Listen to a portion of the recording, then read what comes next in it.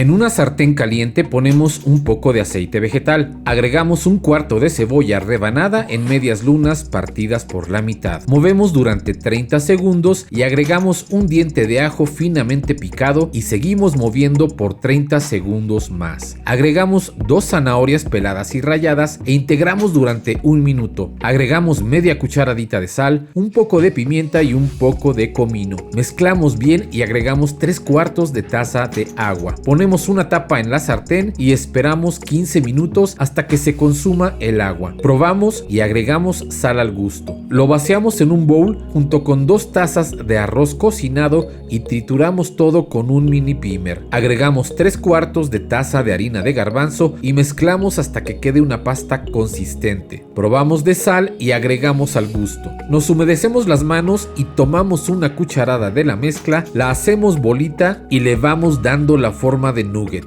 Lo humedecemos en la leche vegetal, luego lo empanizamos de ambos lados y los vamos agregando a una sartén caliente y con suficiente aceite para dorarlos de ambos lados. Cuando han dorado, los retiramos sobre un plato y así es como quedan estos deliciosos nuggets.